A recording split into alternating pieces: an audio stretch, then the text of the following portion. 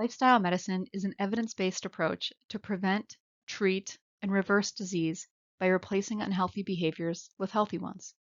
You might be asking yourself how lifestyle medicine is different than conventional medicine. Well, lifestyle medicine differs from conventional medicine in three key ways. First, you as a patient are an active partner in your treatment plan. Instead of us telling you what to do, we'll work together with you on your journey towards improved health. Second, instead of only focusing on symptom management, we seek the root cause for illness and try to correct it at that level. What are each of us doing repetitively or exposing ourselves to that could be causing our illness? This leads to the third difference. Medicines that we focus on here are often changes to lifestyle habits. Improving our lifestyle is medicine. A few questions to reflect on. Do you ever feel like you are not living to your fullest health? Do you ever recognize that there's a connection between the way that you are living and the symptoms you experience? Do you ever feel like you are ready for a change, that you want to live differently and feel differently? If you answered yes to any of these questions, then lifestyle medicine is right for you. As you go through this information, I encourage you to consider a few things. Why is joining this program important to you? And what do you hope to achieve for your health and wellness by taking part in lifestyle medicine? Our lifestyle, the decisions we make on a day-to-day basis, plays a big role in our health. According to the World Health Organization, 80% of chronic illness could be prevented if 4 key lifestyle practices were followed. Having a healthy diet, being physically active, avoiding tobacco, and use of alcohol in moderation. If you question the World Health Organization's assertion, look at this graphic from the American Hospital Association. They did a study looking at, on average, what affects American adults' health. At 7%, our physical environment. This includes factors like air quality, water quality. The next piece at 11% is disappointing, being employed in healthcare. Health and medical care is only 11% effect on our health. Think of all of the resources that we put into medical care. At 22%, genetics is no surprise, and it's true that we cannot change the genes given by our parents, but there are very few diseases that we inherit at birth. Given our genes, we can be more predisposed to developing disease, but if we make healthier decisions, it reduces the chance we'll develop disease. And for those that already have chronic disease, if you improved your lifestyle decisions, your situation, your symptoms would likely improve.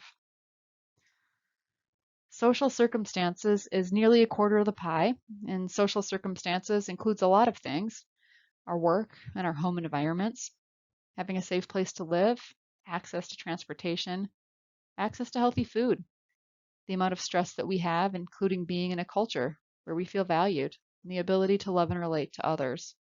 All of these are in this piece, and they can either positively or negatively affect our health.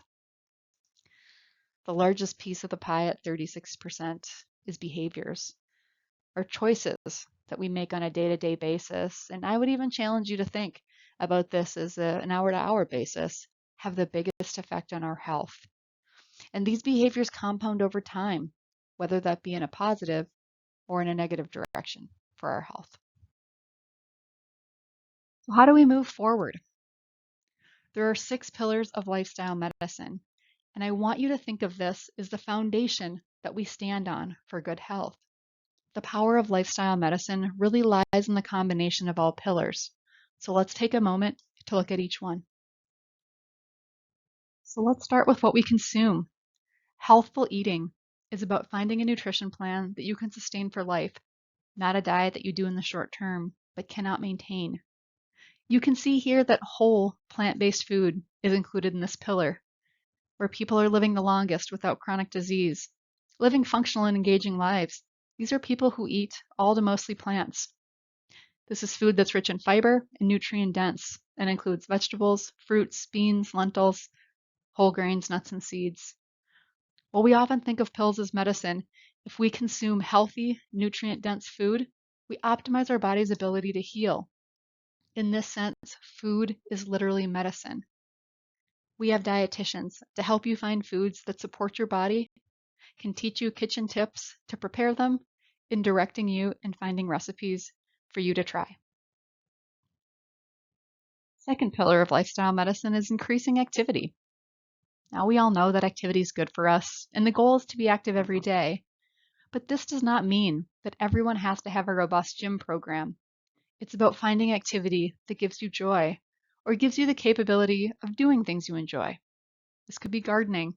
It could be exercising to work towards a goal, such as being able to be more active and see more while you're on vacation, or even completing an event such as a 5K. That's how we want to view exercise. What can we do on a regular basis to be more active? We have exercise physiologists here to support you in finding your way and adding more movement into strengthening your body. Stress is a normal, healthy part of life. It can lead to improved health and productivity, or if we have too much and it's not managed well, it can lead to a host of negative effects, such as negatively affecting our mood, increasing our chance of being obese, reducing our immune function, and more. Therefore, developing strategies to manage stress is an important step in improving our health. Here at Lifestyle Medicine, our clinical social workers will teach you to recognize negative stress responses and teach you strategies to cope when feeling stressed. Forming and maintaining relationships is an important part of health. Positive relationships affect us emotionally, mentally, and physically. Leveraging the power of relationships and social networks can also help us reinforce healthy behaviors. Our clinical social workers have put together tools to help you to improve relationships with those around you.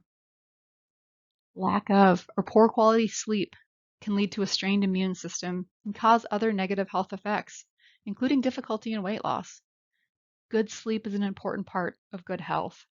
Our program includes identifying dietary, environmental, and coping behaviors to improve sleep. There's also treatment available that directly addresses insomnia if sleep has been a struggle for a long time.